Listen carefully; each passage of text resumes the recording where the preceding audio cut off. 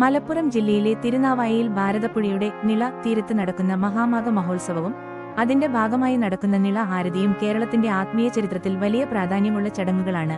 ഭാരതപ്പുഴയുടെ തീരത്ത് ഏകദേശം 2.5 നൂറ്റാണ്ടിനു ശേഷം പുനർജനിച്ച വിപുലമായ ആത്മീയ സംഗമമാണ് മഹാമാഘ മഹോത്സവം. ഭാരതപ്പുഴയെ നിള ആദരിക്കുന്നതിനും സംരക്ഷിക്കുന്നതിനുമായി സംഘടിപ്പിക്കപ്പെട്ട ഈ ഉത്സവം കേരളത്തിന്റെ കുംഭമേള എന്ന നിലയിലാണ് അറിയപ്പെടുന്നത്.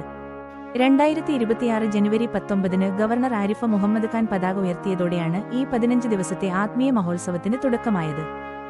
വ്യാഴം ചിങ്ങം രാശിയിൽ വരുന്ന 12 വർഷത്തിലൊരിക്കൽ നടക്കുന്ന ഈ സംഗമം ചരിത്രപ്രസിദ്ധമായ മാമാങ്കത്തിന്റെ ആത്മീയ വശങ്ങളെ വീണ്ടെടുക്കാനാണ് ലക്ഷ്യമിടുന്നത്.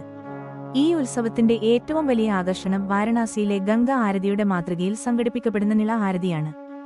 കാശിയിലെ ദശാശ്വമേധ ഘട്ടിൽ നിന്നുള്ള പ്രഗത്ഭരായ പൂജാരിമാരുടെ നേതൃത്വത്തിലാണ് നിള ആരതി നടക്കുന്നത്. സന്ധ്യാസമയത്ത് ഭാരതപ്പുഴയുടെ മധ്യത്തിൽ ഒരുക്കിയ പ്രത്യേക മണ്ഡപത്തിൽ വെച്ച് മന്ത്രോച്ചാരണങ്ങളുടെ അകമ്പടിയോടെ ദീപങ്ങൾ തെളിക്കുമ്പോൾ നദീതീരം ഭക്തിസാന്ദ്രമാകുന്നു. പുഴയെ ഒരു ജീവനുള്ള സത്തയായി കണ്ട് ആരാധിക്കുന്നതിലൂടെ പ്രകൃതി സംരക്ഷണം കൂടി ഇതിന്റെ ഭാഗമായി മാറുന്നു. ആയിരക്കണക്കിന് ദീപങ്ങൾ പുഴയിൽ പ്രതിഫലിക്കുന്ന ഈ കാഴ്ച കാണാൻ ദൂരദേശങ്ങളിൽ നിന്ന് പോലും ഭക്തർ തിരുനാവായയിലേക്ക് ഒഴുകിയെത്തുന്നു. ആത്മീയതയ്ക്കൊപ്പം തന്നെ ചരിത്രപരമായ പ്രാധാന്യവും ഈ ഉത്സവത്തിനുണ്ട്. തമിഴ്നാട്ടിലെ തിരുമൂർത്തി മലയിൽ നിന്ന് പുറപ്പെട്ട മഹാമേരു രഥയാത്ര പുഴ കടന്നുവരുന്നതോടെ ഉത്സവത്തിന്റെ പ്രൗഢി വർദ്ധിക്കുന്നു.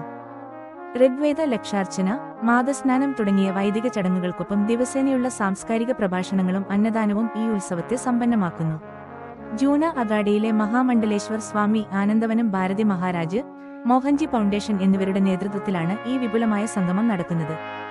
ഹൈന്ദവ വിശ്വാസമനുസരിച്ച് മാഘമാസത്തിലെ പുണ്യസ്നാനം സർവ്വ പാപങ്ങളും കഴുകിക്കളയുമെന്നാണ് വിശ്വസിക്കപ്പെടുന്നത്. അതിനാൽ തന്നെ ഭാരതപ്പുഴയിലെ ഈ സംഗമം ദക്ഷിണേന്ത്യയിലെ പ്രധാന തീർത്ഥാടന കേന്ദ്രമായി തിരുനാവായയെ മാറ്റിയിരിക്കുകയാണ്.